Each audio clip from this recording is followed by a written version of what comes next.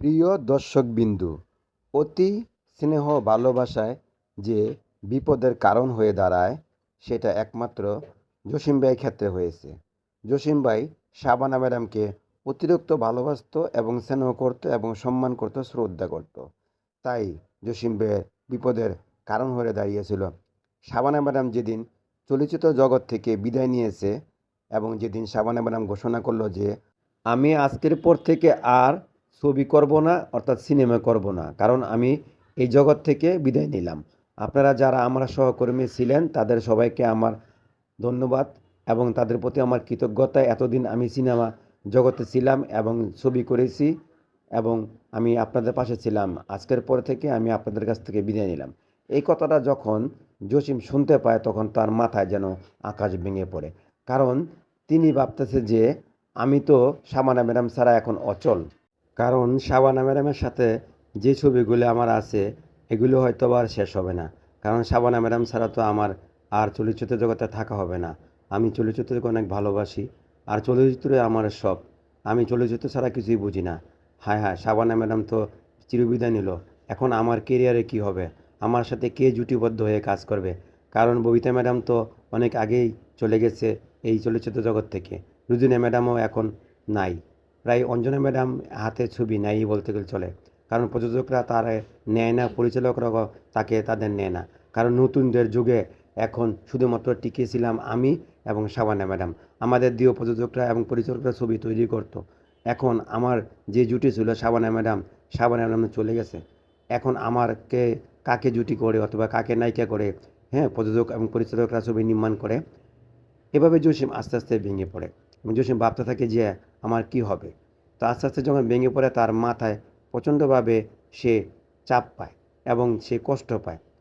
এভাবে ধীরে ধীরে কিছুদিন চলার পর দেখা যায় এবং প্রযোজক পরিচালকরা জসিম ভাইকে সান্ত্বনা দেয় যে আপনি এত ভেঙে পড়ছেন কেন? শাবানা ম্যাডাম এখন বিদায় নিয়েছে চলচ্চিত্র জগৎ থেকে, আবার দেখবেন ঠিক আবার পুনরায় চলচ্চিত্র জগতে ফিরে আসবে। কারণ অনেক নায়ক নায়িকারই অনেক সময় বলে যে আমি চলচ্চিত্র জগৎ থেকে বিদায় নিলাম, কিন্তু পরবর্তীতে তারা আবার ফিরে আসে। তখন জসিম বলে, না ভাই, এই কথা বললেন না। শাবানা ম্যাডাম একরোগা মানুষ। তাকে আমি অনেক সম্মান শ্রদ্ধা করতাম এবং তাকে ভালোবাসতাম, কিন্তু তাকে ভালোবাসতাম বোনের মতন এবং তাকে আমি সবচেয়ে আপন মনে করতাম। কারণ তার কেরিয়ার এবং আমার কেরিয়ার, দুজনের কেরিয়ার ছিল সবচেয়ে সফল। আর আমার কেরিয়ারটা একমাত্র শাবানা ম্যাডামের কারণেই আমি আজ নায়ক হয়েছি।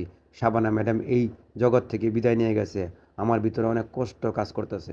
একদিন তার স্ত্রী নার্সিন বলে, তুমিও তো ভেঙে পড়ো না ম্যাডাম, শাবানা ম্যাডাম অবশ্যই আবার আসবে, আবার ছবি করবে, তোমার সাথে ছবি করবে, তুমিও তো ভেঙে পড়ছো কেন? কিন্তু তার চিন্তা আর চেতনা কখনোই কমতে থাকে না। এক পর্যায়ে দেখা যায় জসিম একদিন এই চিন্তা করতে করতে, শাবানা ম্যাডামের চিন্তা করতে করতে ব্রেন স্ট্রোক করে মারা যায়। কীভাবে, কেন মারা যায়? কারণ সে চলচ্চিত্র জগৎকে ভালোবাসতো, তার জীবনের চেয়ে বেশি ভালোবাসতো।